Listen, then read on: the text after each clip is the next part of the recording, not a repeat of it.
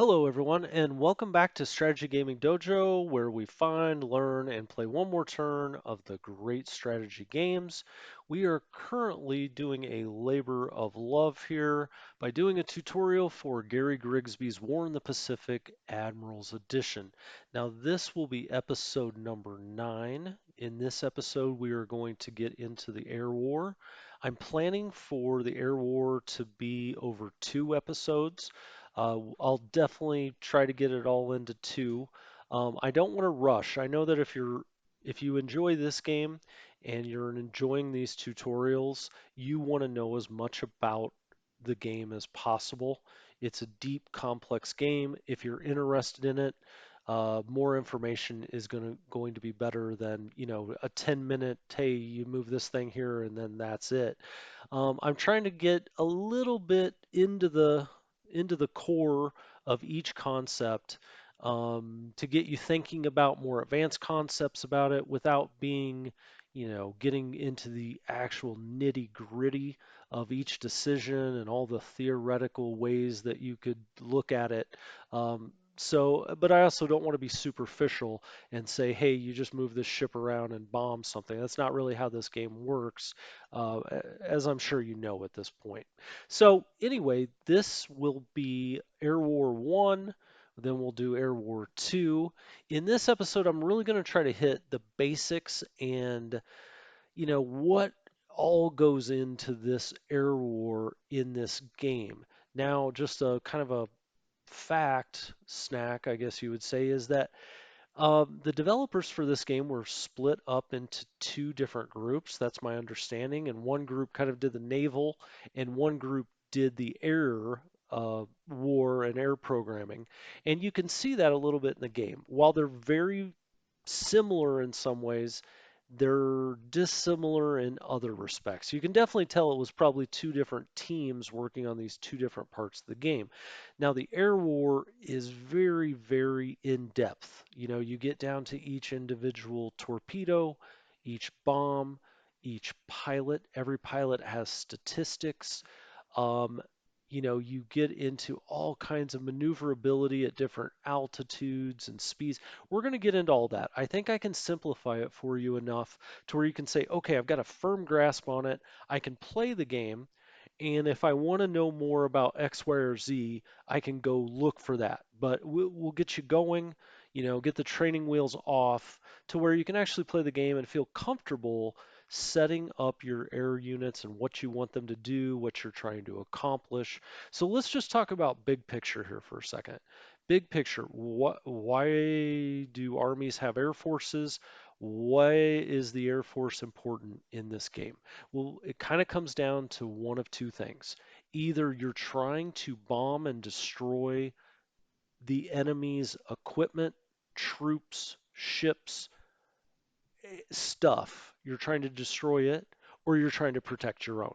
So you're protecting the air from the enemy coming to destroy your stuff. I mean, I don't want to simplify it too much, but I think sometimes you get down into the trees and you forget the forest. What are we trying to accomplish here? Your Air Force needs to protect your stuff and it needs to destroy the enemy's stuff.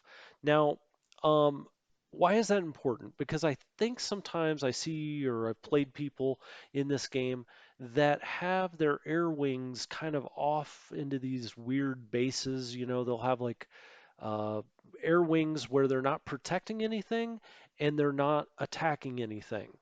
They're just kind of there. They're not doing anything. So I always like to think of these air wings every time you pull one up. Think about what's it doing right now? What's it defending? What's it protecting? Or what's it attacking? Or at least threatening? Let's put it that way. So that's real big picture stuff. Now, air wings, this game does not go down to, what's the best way to say this? It does go down to the individual plane. It certainly does. You see damage to individual planes. You see individual planes that are destroyed, pilots killed. You see all of that. But this game doesn't have, you won't see a plane here, just a single plane, that's flying somewhere. Now, a single plane could make up an air wing or a squadron. I will use those interchangeably. Air wing, squadron, same thing. What is an air wing or a squadron? It's essentially what a task force is for naval. An air wing or a squadron is just a group of planes that you've put in this container that we call a squadron or an air wing, and you give them the same set of orders. So it's anywhere from one to, could be, I think, I mean, 30 or above planes in this one grouping that you give similar orders to and are telling to operate as a unit, to operate as a group. Some guys will be resting, some people will be flying missions, whatever. They're a group of planes. They will always all be the same plane. So this is not like naval, where in a task force we could have a destroyer, a transport, a cargo, and a battleship all in the same task force, right? In the air part of the game, every air wing is made up of the same planes. So if they're the Buffalo fighters, um, let's just pick a fighter air wing here. Not the best example because there's only one in here, but these are F4, F3 Wildcats. And if we had a bunch of these, and we'll get into what all these numbers mean, but if we had, 8 of these, this would be an air wing. They would be a group that all get similar orders and are doing the same things. And that's how the Air Force, well, I shouldn't say the Air Force, that's how aircraft were organized during World War II. We will be dealing with United States Navy, Marines, Army, and Air Force, all those units here, but they're all put into air wings. Okay, so that's your basic unit. And as I said, it can be a few planes, it can be a lot of planes. Um, but that's how they're organized. Now, those air wings can only be in one of two places. They're either at a base, or if we look at this aircraft carrier out here, on a ship. That's it. An air wing cannot be here. If we go back to the continental United States, uh, Butte is a base. There could be aircraft here. It's got an airfield. So we could have an air wing here at Butte. It would have the little air wing symbol up here, but we could not have an air wing here. So they're always either on bases or on ships. They're not just out in the middle of nowhere. You couldn't have one here. Instead, it's got to be at the airfield at the base of Midway Island. Or, as I said, it can be on a ship. So here's our aircraft carrier, Lexington.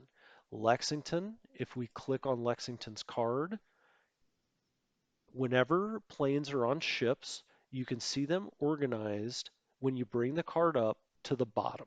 They're always right down here, and they have hyperlinks to their card. So let's hit on VF2. VF2 is F2A, 3 Buffalo fighters. There are 17 of them serviceable, 5 are in maintenance. This is an air wing on the carrier. So they can be on ships. Now you say, okay, well, that's great. We only have aircraft carriers to worry about. Now, one thing I will say, I mean, I guess I sort of knew this, but if you're not a historian or don't know a whole lot about the air war in the Pacific or weren't in the Navy or something, you may think, well, planes can only be on aircraft carriers. That's what aircraft carriers are for. That's what you always see them taking off and landing on. That's sort of what I thought, but that's wrong. They can also be on cruisers. I think they can be on light cruisers and battleships as well. But if we click on this cruiser and you see here VCS 54, this is just a squadron number. It's just an identification number. This plane is actually on a cruiser. Now, you wouldn't normally think of that. These are generally recon planes. They could be anti-submarine planes. These are not your big offensive type planes. So, an aircraft carrier is going to have fighters and torpedo bombers and other bombers, to hit land targets, etc. That's not what these kind of planes are. They're float planes, meaning they can float for one thing, so they can land out in the ocean if they need to. But they are recon, anti-sub. They're kind of flying out and around this ship, making sure the ship doesn't get surprised, for lack of a better way of putting it.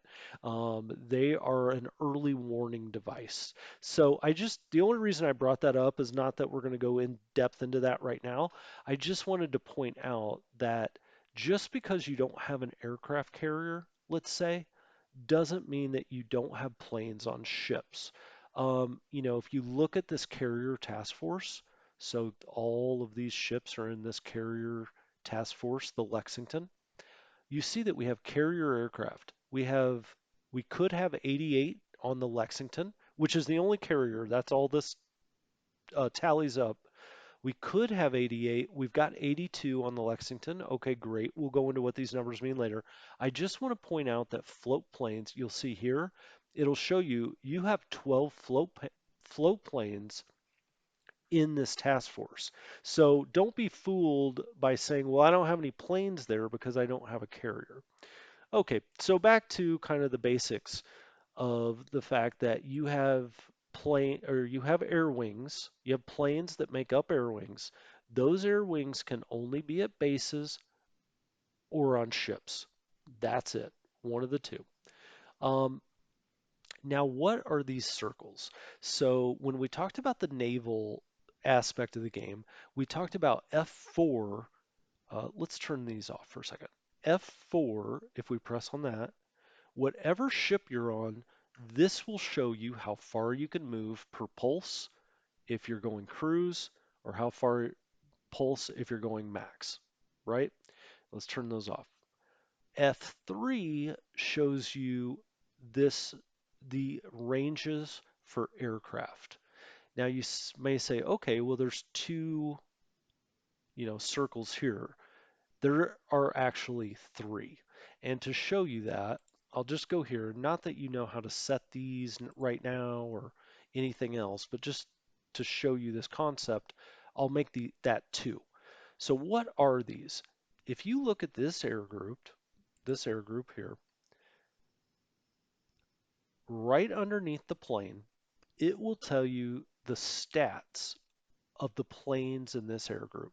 So every plane in this air group, it just so happens to be one, it could be 20, is an F4F 3 Wildcat fighter. It always tells you what the mission, or what, not the mission, what kind of plane these are, what the basic classification of the plane is. So you know this is a fighter. You know, it says DB here, down here. You know this is a dive bomber. It will always tell you this. So even if you're not familiar at all what these call numbers are, or what these numbers are with respect to what kind of aircraft that is and how that aircraft works, you don't have all that historical knowledge, don't worry. You don't need it. I mean, I don't have it either. I've learned a lot from this game, but coming to the game, I mean, I didn't know what an R3D2, I mean, that sounds like Star Wars, an R3D2 transport plane was, but it'll always tell you its function or its classification right here. So float patrol, and it also tells you down here on its counter. PA, RE is going to be recon, LB is going to be level bomber, F, of course, is fighter. Okay, so back to our circles. I've set the maximum range for these guys at 3. You see all of their stats, all of the plane's stats here. The plane has a maximum range of 18.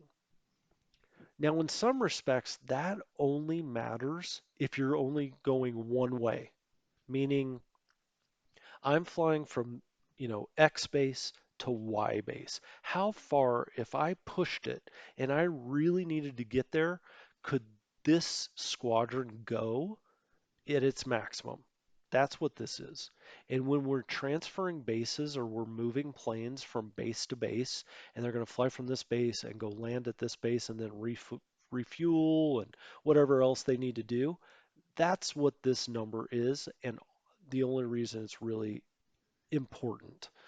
You can run some crazy special missions, but we're not going to get into that. Now come, the real two important stats for the plane. Well, there are several, but these are probably the most important. The extended radius or range and the normal radius or range.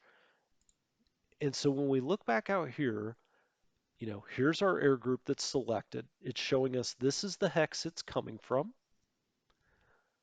Black is the normal range or radius of this squadron. Red is the extended radius or range of this squadron. So it just shows you, hey, if we really want to push it and go out to kind of as far as we can go for whatever mission we've given this squadron, if they really push it out here, they can go to the red. Now, if they spot something, let's say over here, and they want to go bomb it, let's say, I'm just making that up, but let's say we've given them a naval attack as their mission. So they fly out here, they get to the extended, and they see something here. They might not be able to go attack it because they're going to have to start worrying about fuel. It just gives you penalties. When you go to extended, you're not going to be able to get to certain things. You may have more operational losses, just planes that you lose, not because they get shot down, but just mechanical failure, things like that. But you can go this far. Normal range is what this aircraft is designed to do, is to, go out here, do mission this far out, and come back to base. That's its normal radius range, is this black circle. Now the blue circle is the range we've given it with its orders. So if we click back down here on the unit, we gave it a 3. Well, let's count. 1, 2, 3. It's kind of on the outer reaches of 3, but it's 3. Okay. Um, just like with ships, it's 40 nautical miles. If you look at the extended radius, the normal radius, 40 into 215, what are we talking about? 5 and some change. So this is going to be 1, 2, 3, 4, 5 and some change, right? That's how that works. It's 40 nautical miles. It'll tell you the number of miles it can go and the number of hexes it can go for extended and normal. So, you can go back and forth. There's different schools of thought. If you're doing patrols, you truly are doing like recon. You want to know, is there a task force up here or down here? Maybe go extended. If you're doing an actual attack, kind of where something is, um, it's out in this area right here, you may want to do normal. Okay, so we've set this at 3. Let's bump it up to normal, 6. And when you look at this now you can see it. Now that you know what I'm talking about, you can see the black for normal, red for extended, and here's the blue. It's ringing around with the black because we've set this squadron's radius at 6, the maximum range you want it to go. If we go to 7, now we're out here. We can't go to 8. So see, that is the extended radius is 7. You couldn't set this further if you wanted to. Now let's talk about these buttons for a minute. I know, the interface sometimes gives people some problems. This is just one unit back and forth. This is 5. So this should go down to 2. It does, yeah. So this is 5. With the altitude, it's set in thousands or 5,000s or all the way down to its lowest, which is 100. Obviously, you can't fly a plane at 0, That's usually not advised. And this goes up to 20,000. That might be its maximum. I don't know. We could look at that later, but I'm not going to go dig around for that now. We'll just set this back to 10. So we'll go into all these orders, what all this means, but I just wanted to show you what these radial circles are because they look cool on the map. When people start playing the game, I think that they open up the game and they're immediately confused or overwhelmed because you have all these circles going everywhere, especially when you have the ship stuff on. I mean, what is it, like Dante's seven levels of hell? Um, so, take the ship off. I generally, when I'm doing my Air Force stuff, I take the ship off. When I'm doing the ships, I take the Air Force stuff off. Once you get used to that F3 and F4 key, just kind of becomes second nature. You'll even be able to look and say, oh, this is I'm on aircraft here. Okay, so you've got bases, you've got ships, only places they can be. You've got air wings.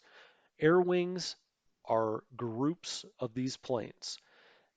Now let's get into an actual card for these planes. But for this, let's go over to Rangoon. Rangoon is a very important location. It's especially important Air Force wise. I'm going to stop saying Air Force since it's a branch of the military. It's very important for the air war part of this game um, because kind of going back to that big concept I was talking about before, what are we protecting? What are we attacking? As the allied player, very early in the game, you're not attacking anything. Um, it's possible you could run some like surprise bombing missions just to shake the Japanese player up a little bit or to kind of throw them a curveball, catch somebody off guard, something like that. But for the most part, you're going to be protecting stuff. So one thing that I would tell you that's kind of big picture as well is there are only 5 different classifications of airplanes in this game. Now, there are all kinds of different aircraft, meaning the make of the aircraft, but they all fit into 5 different classifications. And that's why I pulled back in here to Pearl Harbor because I think it shows all 5. You have fighters, dive bombers, attack bombers, dive bombers. So fighters, dive bombers, transport, patrol, recon, and level bombers. So there's 6. Okay. Although I think most of the time people lump together patrol and recon, and that's why people say there are 5, and that's what the manual says. Let's call it 6 for ease. We have fighters. So the fighters can be the Wildcat. Let's find a different kind of fighter. Okay. And here's the P40b Warhawk, a very plentiful plane for you as the allied player early in the game. So both the Warhawk and the Buffalo, the P26A, which was, an old between wars plane, they're all classified as fighters. So you do certain things with fighters. Um, Fighters, dive bombers, transport, patrol recon, kind of put those together, and level bombers. While we're at that concept, let's just talk about the difference between level bombers and dive bombers. We'll go into this a little bit more when we talk about altitudes and the orders you give things. But, dive bombers, if you're interested in this game, you probably know a little bit about World War II anyway. Think about the Stuka bombers in the East, right? They're up at, let's say, 5,000 feet. They see the tanks below and they go screaming down to whatever their target is, and that gives them more precision. So dive bombers have more precision with their bombing. Generally, they can carry less of a payload. They also are far more at risk from enemy flak. They could be more at risk from enemy fighters because enemy fighters have an advantage when coming from above a plane, an enemy plane. And so dive bombers are kind of more high risk, high reward, if you think of it that way. If they can get down to their target, they're much more likely to do damage. Level bombers are the boring kind of we fly over the top at a certain altitude. We, get whatever our target in our sights, and we drop a big payload that we circle out and fly back to base. So that's the distinction between the two different bomber classifications. Um, Recon and Patrol, the distinction there is recon, these planes really usually have a much bigger radius. That's not really true of the 047, which has only got a 6 and an 8. Um, but you will see some recon planes in this game that can go well into the 20s, especially later in the game. I was trying to see if we had anything else here, recon, so I could show you something that had a really big radius. I don't see anything right now. Maybe one of the patrol planes does. Yeah, okay, this is perfect. We've got a Pby5 Catalina. So this plane is a patrol plane. It's generally used for, you can see the default that the computer set it at was for naval search. The naval search mission, it means we don't really have any targets specifically in mind or anything. We're going to fly these planes out as far as they can, with their radius, and try to find enemy task forces or, any moving ships, try to find a carrier, whatever it may be out there. It's truly, they're just searching. Now, if they find something, they will go attack it. And that's really kind of the differentiation with the recon. A recon mission, you're not really going to go bomb something if you find it. You're just going to report back. So these recon planes, they take pictures. They say, hey, it's spotted at, 187 nautical miles away. We got it. We saw it. Um, we're not going to go attack it. The patrol planes do have, armaments. You'll see this Catalina has torpedoes. If we had torpedoes, it's red because we don't. We'll get into all that. But it's armed with torpedoes and it's out doing naval search. So patrol really can, oh, here it is. Patrol can really do some damage. Recon really is let's up our intelligence of what the enemy may have going on. Let's make sure nobody's sneaking up on us, etc. Patrol does that as well, but Patrol could do something about it. Transports, we can take those, we can take troops places. We can set a ground unit as our target, go pick them up and take them someplace else. Um, it's not good for any kind of heavy equipment, which you might imagine. It generally gets the troops and their lighter equipment there. You don't want it to be moving, huge artillery pieces. It couldn't, even if you wanted it to. So really, that's for very quickly maybe retreating off of some of these islands. If you think an island's about to be attacked and it's a lost cause, you may want to retreat off of it. We'll send a transport plane out there and try to get them out. Conversely, later in the war, we'll send transport planes to, move troops to islands we've already secured. Um, Transport planes can also take supplies. Just like in every other war game, though, they can't take a ton of supplies. Don't rely on transport planes to be supplying your troops because that's a losing game. Eventually, they're going to run low. You can't cycle enough supplies with transport planes to actually supply a land or a ground unit. You're just kind of trying to bide time until you get a normal supply route that can be traced out. So anyway, that's the, 5 or 6, depending on how you want to count them, classifications of planes. And there's some really basic orders that those planes usually get. Fighters are usually going to be doing escorts, escorting your bombers out to attack, or they're going to be protecting a port, an airfield, or ships for the protection function. So again, talking about those two different things that we have planes for. They're either going to help the bombers and protect the bombers going to attack, your enemy, or they're going to protect your stuff back at a port or an airfield. Um, so, that's what fighters do. Dive bombers, ground troops, naval attack, if we spot a task force. But we'll get into all these orders and how they work. You have primary missions, secondary missions. It's not as difficult as it sounds. It's very intuitive, and you'll figure it out very quickly, I think. So let's talk about airfields. So again, kind of trying to keep this episode a little more high level to the extent I can.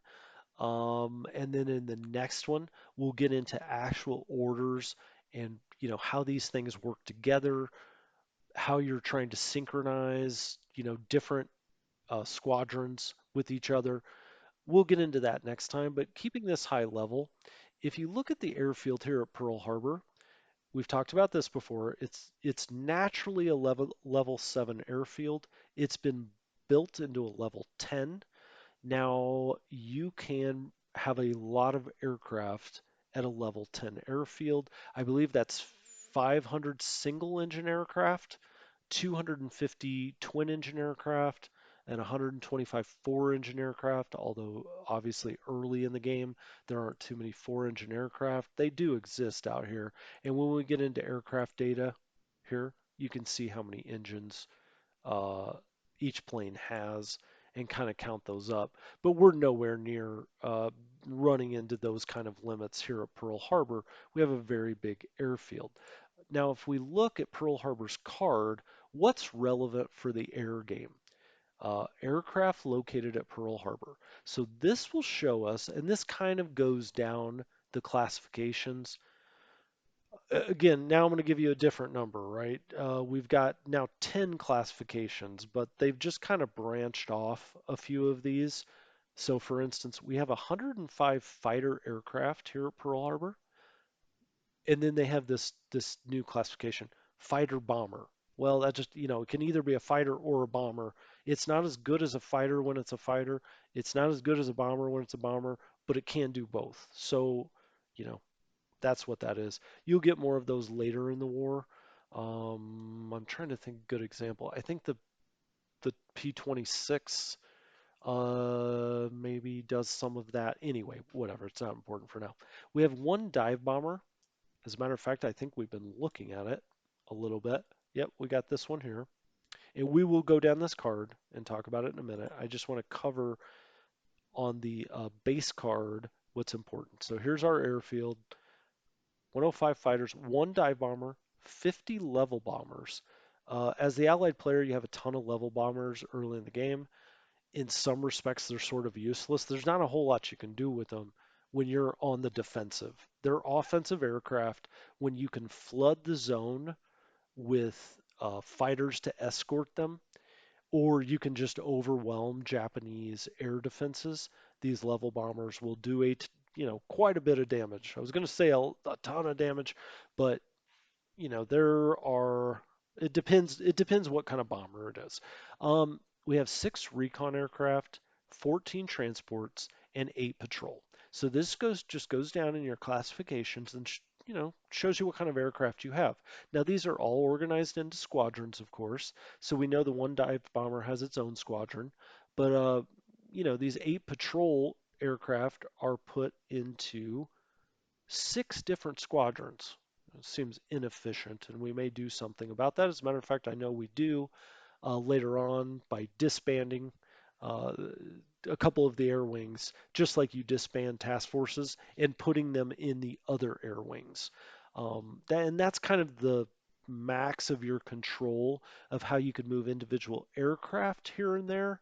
You can disband these air wings, and if there's like squadrons there, you can put the aircraft and the pilots in those squadrons. We'll get to that. Although I guess I just kind of explained it. But we'll get more in depth into that. So this is what you see. What else is important here? There's one other item that's really important, and that is aviation support. So that's here.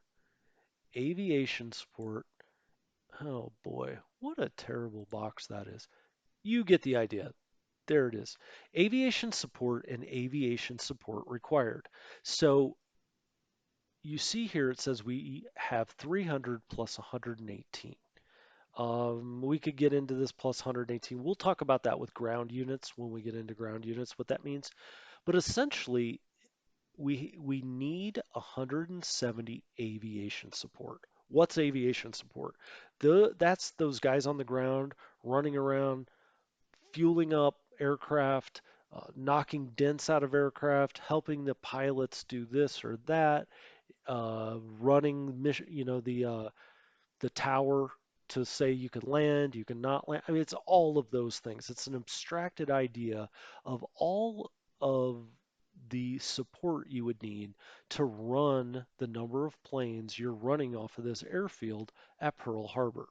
So it's telling us we need 170. Why is that?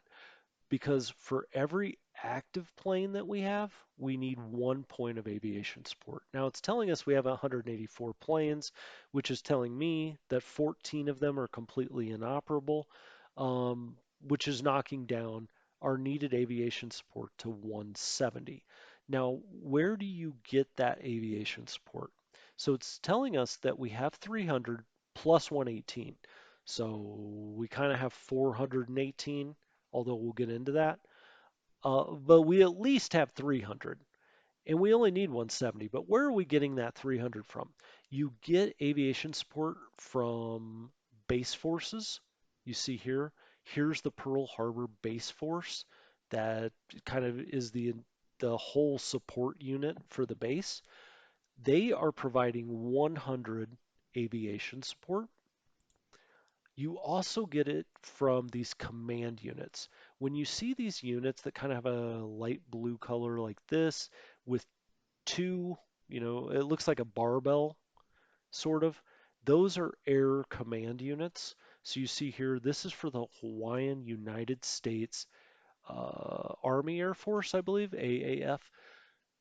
It's their headquarters. They are providing 50 aviation support. Now we could go and look through the rest of these. There are other ones along here, evidently, that are providing aviation support.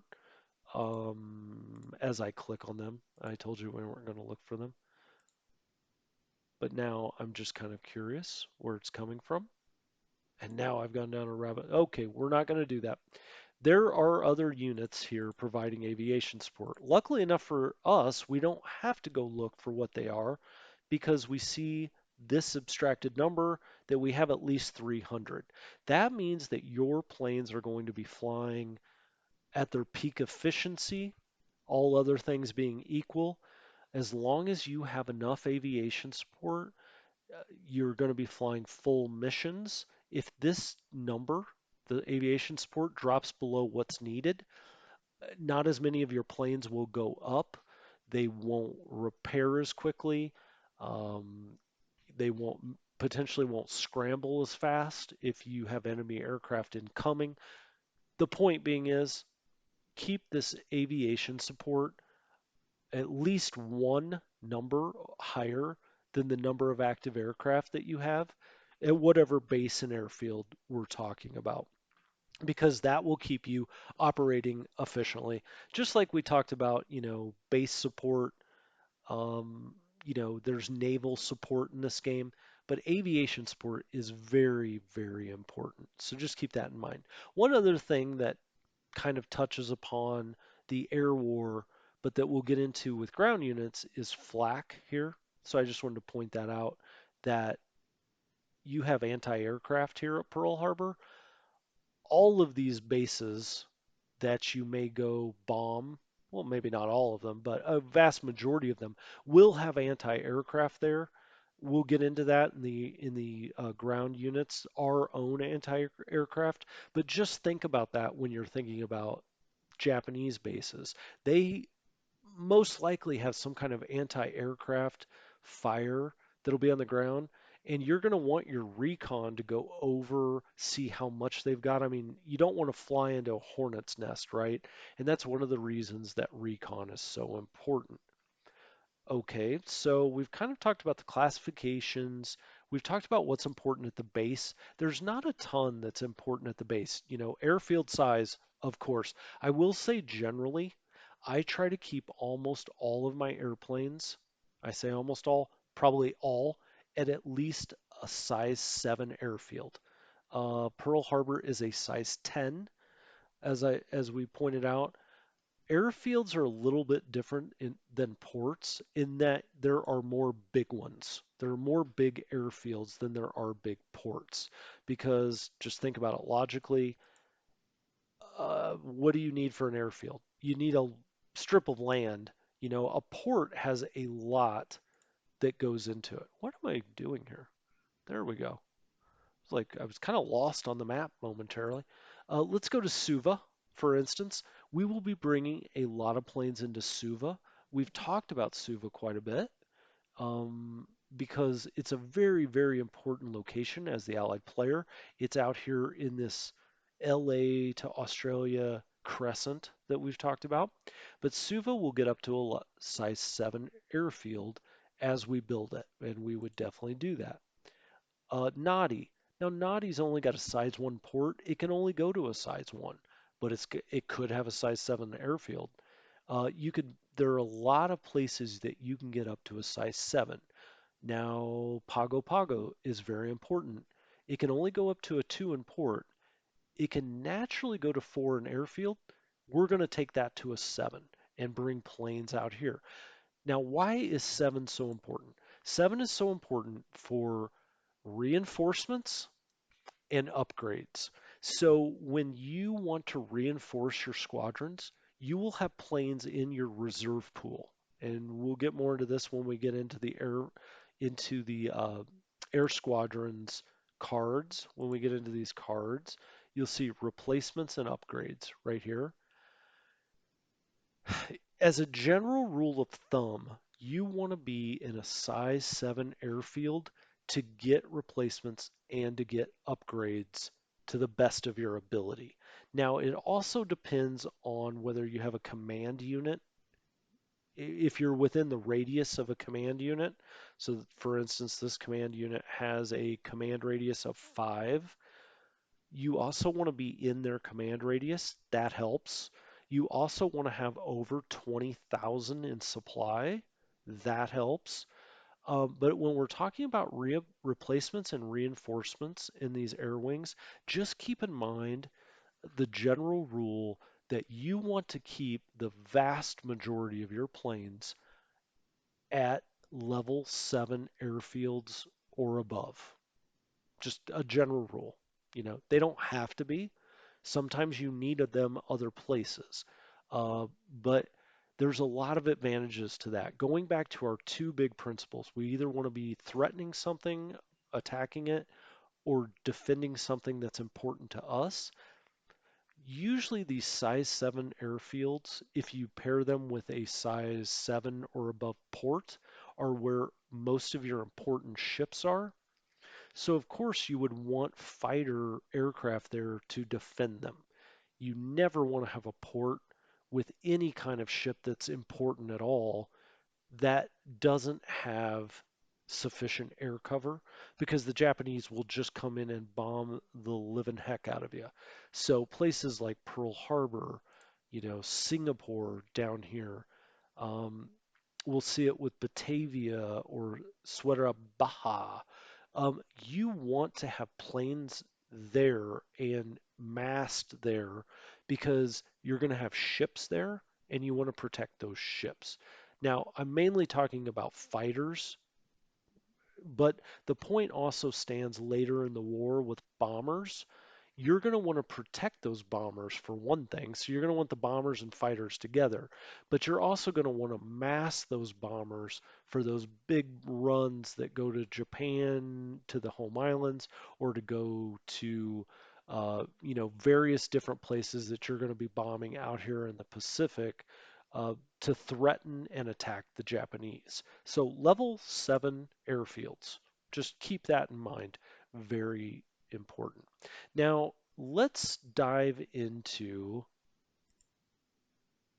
the cards. And actually for that, I had said we were going to go over here to Rangoon because Rangoon is very important, and indeed it is. The Flying Tigers are over here close.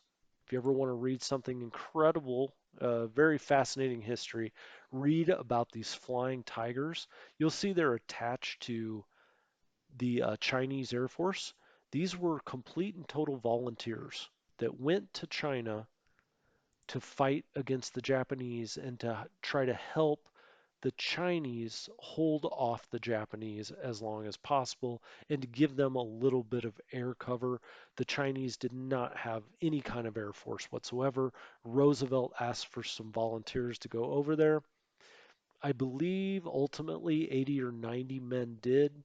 It's really a fascinating story. But that maybe is beyond the scope of what we're talking about here, which is these airplane cards. I mean, it sounds very simple. Airplane cards. These are squadrons, of course. These are units in the game that stand in for squadrons. So let's look at this fighter squadron. This fighter squadron will be removed by July 31st, 1945. Okay, well, we really don't have to worry too much about that. That's a long ways away.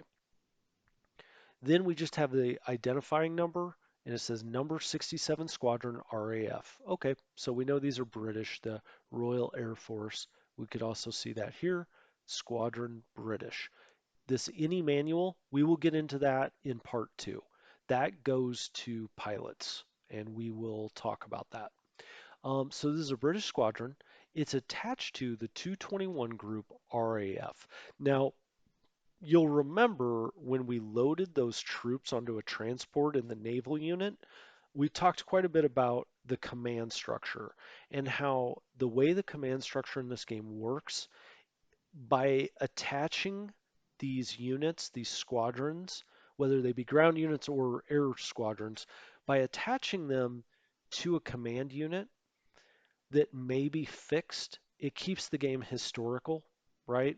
So if this were grayed out, and they were attached to 221 Group RAF, and Group RA or 221 could not leave India. Let's say it was stationed in India, it's grayed out, it can't go anywhere out of India, then these planes would be locked to India. Now, when this is lit up like this, 221 Group RAF, we don't have to worry about that so much because we can always buy out their command. So here you can see that the 221 is attached to the India command. Okay, great. The India command, I can just tell you, also extends down here into Burma. So, this is all part of the India command. We could have figured that out. We could also go here and see this is one of those aircraft um, command units. And lo and behold, it's the 221 Group RAF. So they're providing some of our aviation support here, as you can see. They're giving us 12 in aviation support. They're attached to the Bengal, but that's not important for our purposes. If we were trying to take this fighter squadron and move it out of Burma or India to somewhere else, it may be locked. I don't know that off the top of my head, but we might not be able to move it. In which case, we would have to buy out and change its command to what, we wanted it to go to Ceylon. That's probably part of the India command. Let's say we wanted it to go to Southeast Asia. We could attach it to this and buy out its command. Now you'll see here, cost 34 points to change outside of command, cost 8 points to change within command. What's that? 34, this 34 is just if we did go to take it to Southeast Asia. The in command, 8 points to do it in command, would mean we want to take this out of the 221 Group RAF, which is in the India command, and switch it, let's say, to the 222 Group RAF.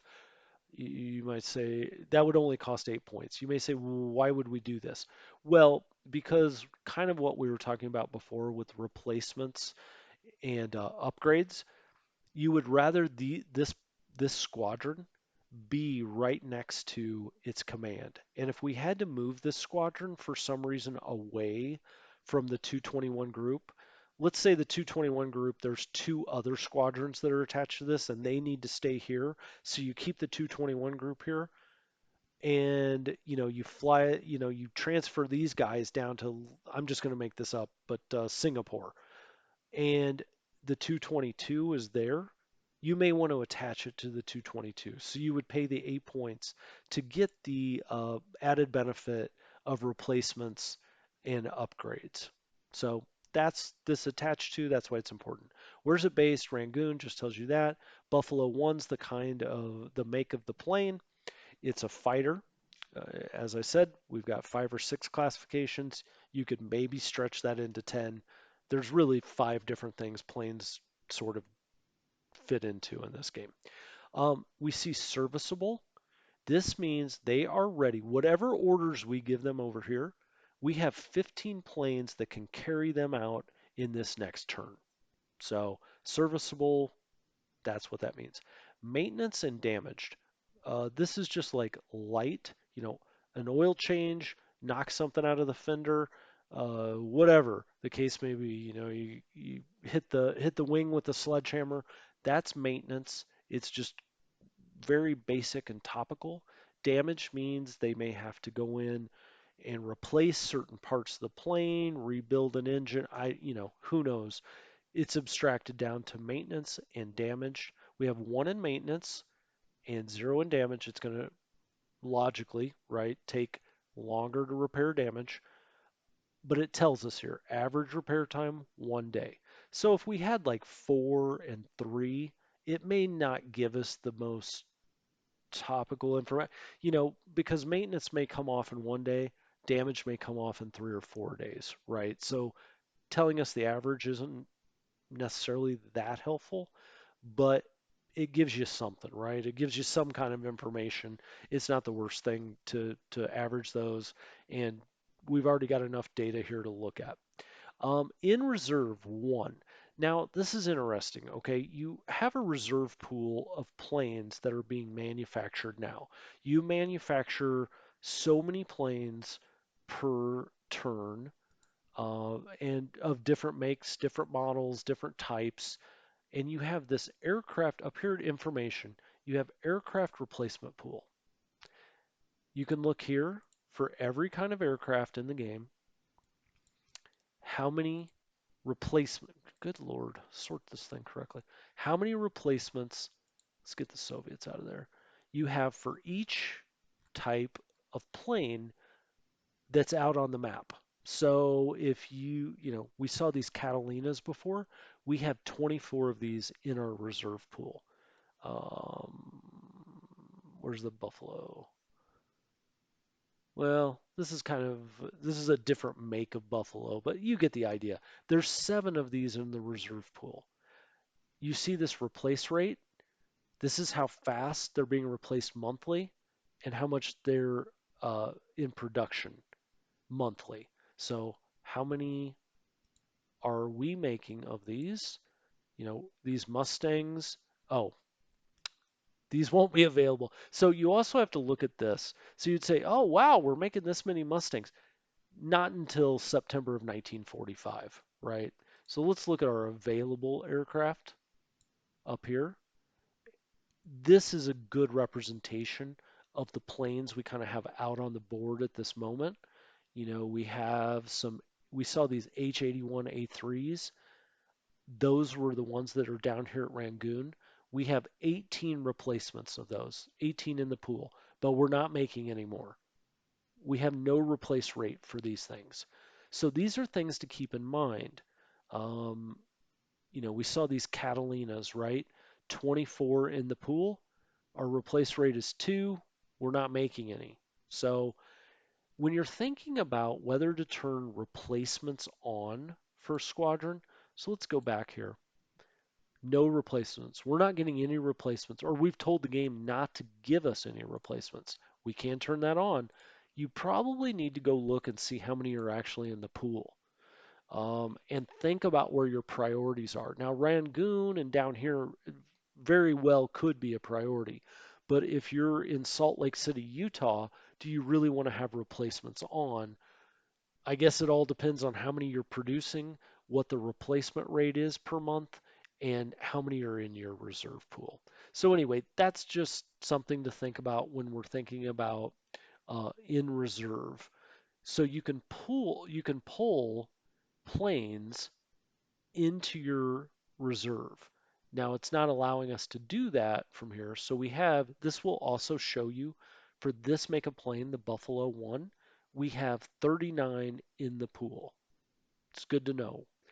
If we wanted to bring more from the reserve, well, this is telling us to return. There would be a button here. It's grayed out now. There would be a button here. We could just hit it and it would put more in our reserve. You can have up to 4 planes in reserve. So 4 planes above what your maximum is.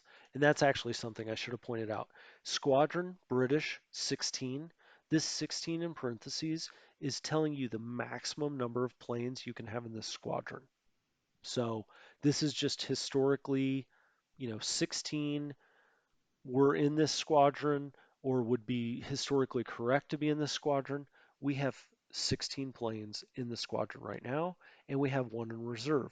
Let's say this said 10.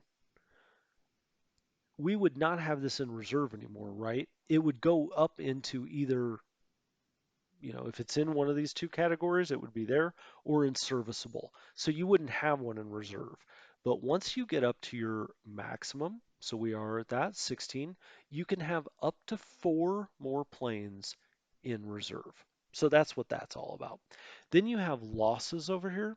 So losses will tell you for this squadron, how the planes went down. So if you've suffered losses in this squadron, let's say the squadron used to be 16 and now it's 5, so you've lost 11 planes.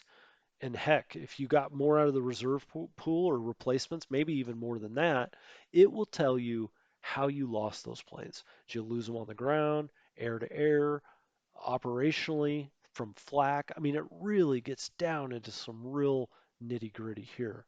So that's what that is. Pilots, so then we already talked about average repair time, what that means. Pilots, we're going to talk about next time. Um, and we'll talk about commanders next time because every one of these squadrons has a commander. You have a commander that you could replace. They've got all these stats. It's all pretty interesting.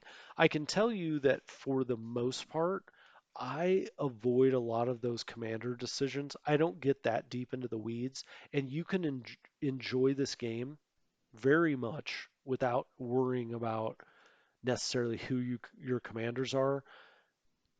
If you see a particularly, I will talk about it because if you see a particularly bad one for some reason, or if you want a specific kind of commander for a specific role, then I do look at them and I may change them. So we will talk about it next time. It's just not one of the more important parts of the game for me. For other people that have studied it, are really into it, they'll tell you why it's far better to have this kind of commander, that kind of commander, and that's great. That's just not how I enjoy the game, but we will touch upon it. Now, we've already talked about this maximum range, and this I'm going to leave you with this last point, which is maximum range. We talked about extended and normal. We saw that on the map. We talked about well, we haven't talked about maximum altitude, but it is what it is, and the speed, cruise and max, which is just like you see for ships. Um, I'm going to leave you with this time, which is maximum range, 16. Why is that important? Well, I said before, that's for one-way trips, really. And where it becomes important is this button here, transfer to base. Now, if you've ever played any war game that had operational moves where you move something by rail or you just, move it from one part of the board to the other and it's like voila, it was here, you spend so many points and it goes there. Transfer to base is kind of that kind of concept.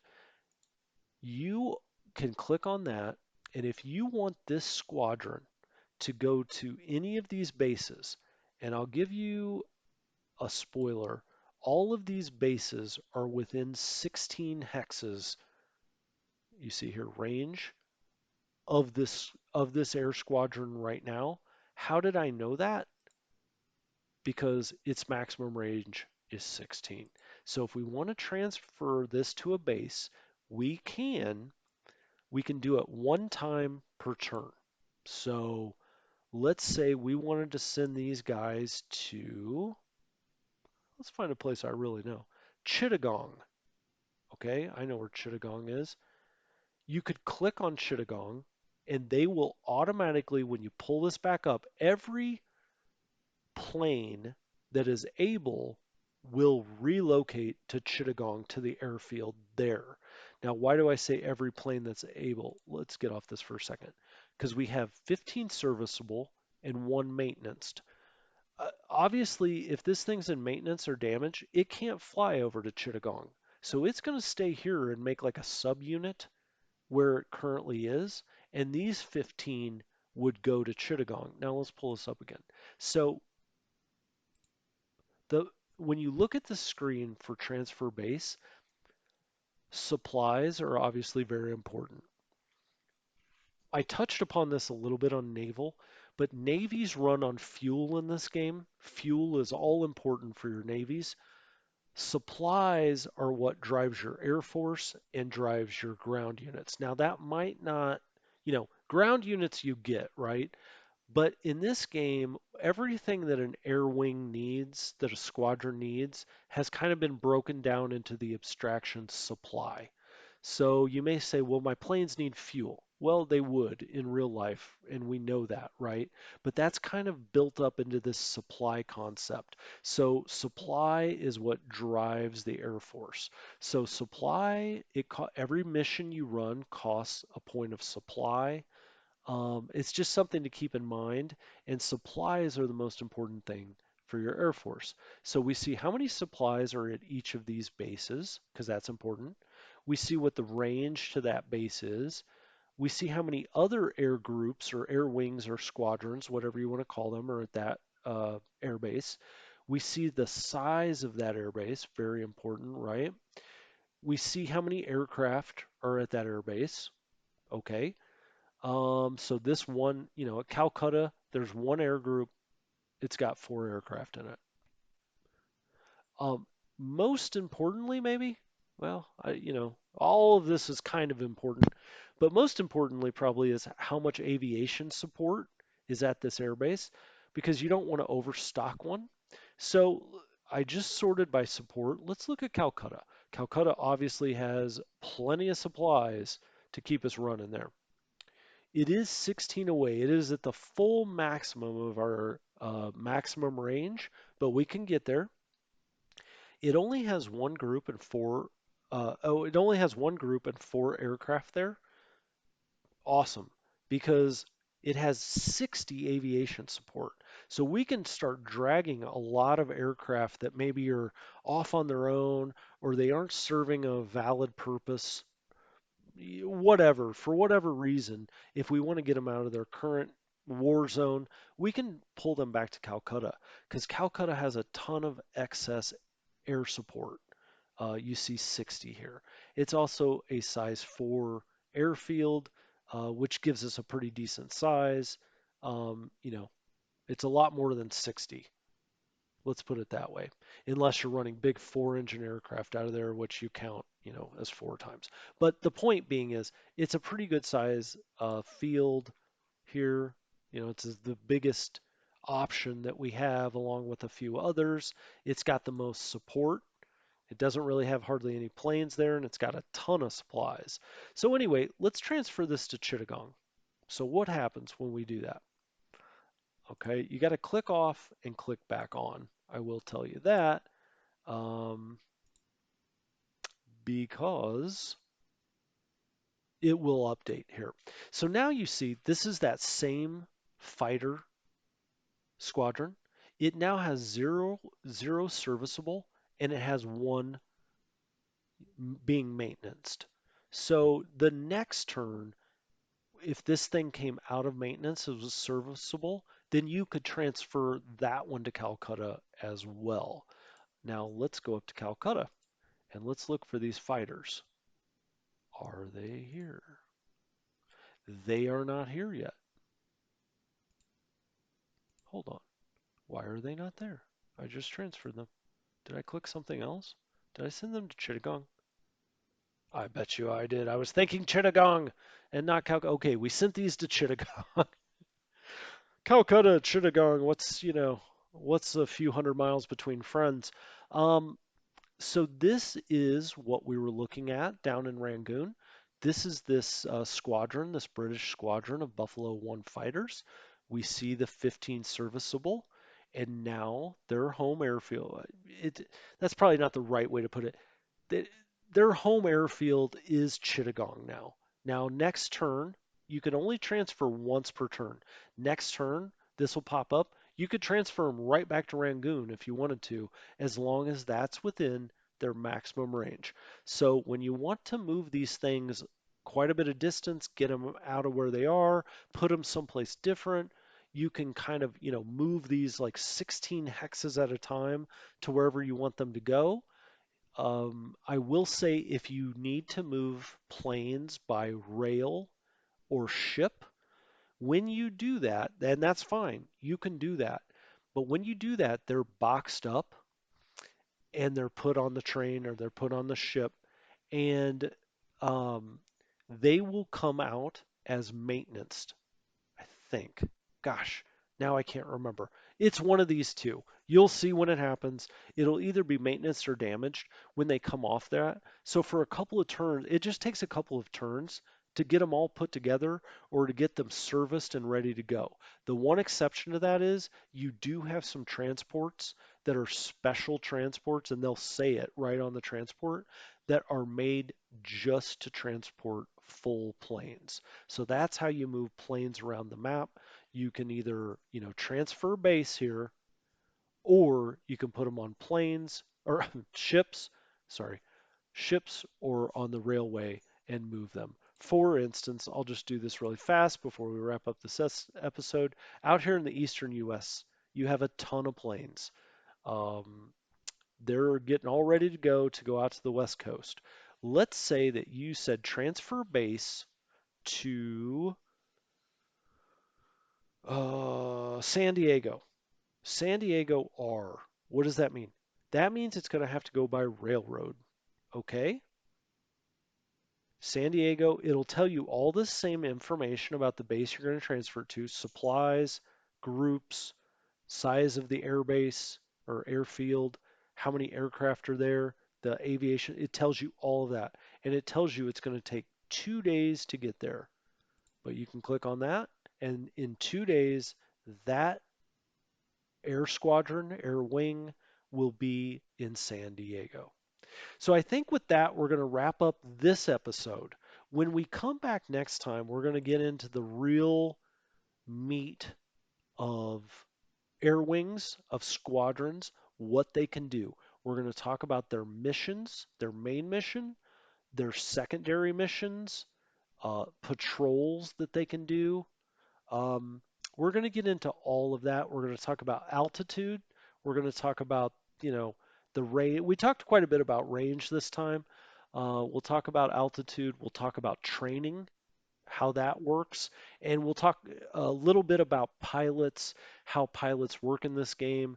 We're not going to go all the way into looking at every individual pilot in the game, but we will touch enough on it that you understand it and you can kind of go do that on your own. So, as always, thank you so much for joining me. I really am enjoying doing these, and I hope you're enjoying watching and listening to them. Next time, we're going to do Air Wings 2 and close that up. Then we're going to get into ground units, and we will have covered, I think, most of what I want to cover in these tutorials. So, for Strategy Gaming Dojo, as always, I thank you, and I'll talk to you next time.